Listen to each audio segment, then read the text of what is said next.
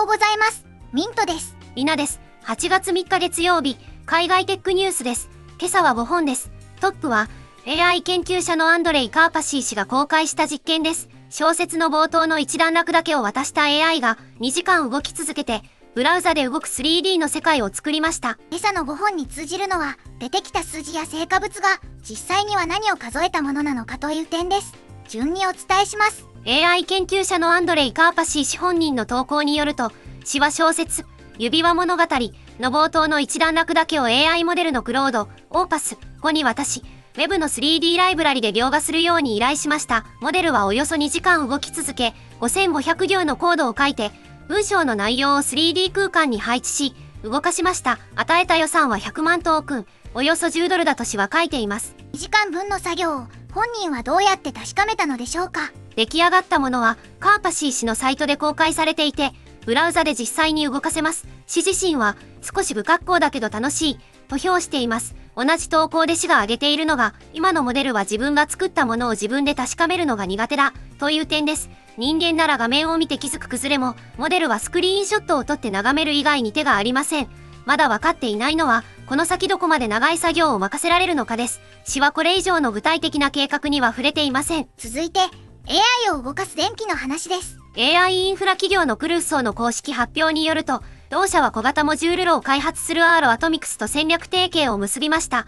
目指すのは小型モジュール炉で電力を賄う初めての AI データセンターです。2027年にアイダホ国立研究所で出力1万キロワットの試験炉アーロ X がクルーソーのモジュール型データセンターに電力を供給するという計画です。それはもう動いているのでしょうか。炉そのものは動き始めています。アーロアトミクスのマット・ロザック CEO は同じ発表の中で、アメリカエネルギー省の実証計画で期限までに臨界に到達した4社のうちの1社だと述べています。ただし、その炉でデータセンターを動かす実証は2027年、商用は出力5万キロワット級を2029年末までに、というのが両社の目標です。まだ分かっていないのは、規制当局の許可がどこまで進んでいるかと、冷却方式の詳細です。公式のリリースには、そこまでの記載がありません。次は、職場で動く AI の数え方です。マイクロソフトの2026年度第4四半期決算説明会で、サティア・ナデラ氏が述べたところによると、企業向けに AI エージェントを管理する新サービス、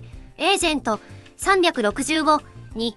提供開始からおよそ2ヶ月で、数万社にまたがるおよそ4000万のエージェントが登録されました。同じ説明会で、マイクロソフト365コパイロットの有料シートが3000万を超えたこと、GitHub コパイロットの利用者が5000万人に達したことも示されています。4000万というのは実際に動いている AI の数なのでしょうか。そこがこの数字を読む時の要点です。ナデラ氏が述べたのは登録の数で、稼働している数ではありません。登録が何を指すのか、試験導入や使われていないものを含むのかは、説明会でも公式資料でも定義が示されていません。数字そのものもマイクロソフト自身の申告で、外部の検証はついていません。3000万は有料シート、5000万は利用者と、並んでいる数字は数えている対象がそれぞれ違います。まだ分かっていないのは、この4000万のうちどれだけが日々の業務で動いているかです。続いて、モデルの大きさをめぐる話題です。シンキングマシーンズラブの公式発表によると、同社は、インクリング、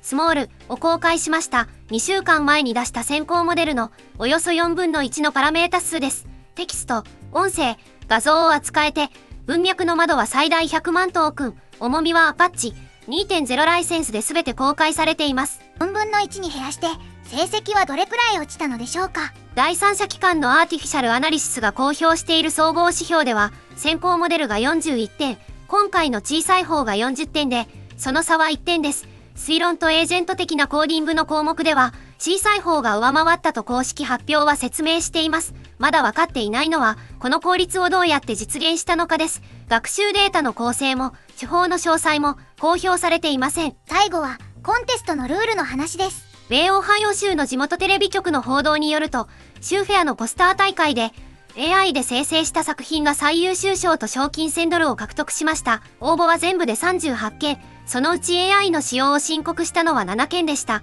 受賞者は取材に対し、頭の中にあった配置を実現し、手書きでは出せない古びた質感を出すために AI を使った、と答えています。大会を運営する側は、どう受け止めているのでしょうか。フェアの副ディレクターは同じ報道に対し、AI の使い方はここ数年で大きく変わった、と述べ、2027年からは AI の使用を認めない方向でルールを見直すと説明しています。一方で、人間の描き手の側からは反発の声も伝えられています。フェアの公式サイトにも説明が出ていて、このポスター大会が始まった2024年から申告すれば AI の使用は認められていたと書かれています。今回の応募はそのルールの範囲内だったことになります。作品を数える基準そのものが来年から変わろうとしています。以上、今朝の5本でした。本を通して出てきたのは、数字と成果物の中身を確かめる場面です。カーパシー氏は2時間分の出力を自分で動かして確かめ、モデル自身にはそれが難しいと書きました。原子炉の方は臨界に達していて、データセンターと組み合わせるのは2027年の予定です。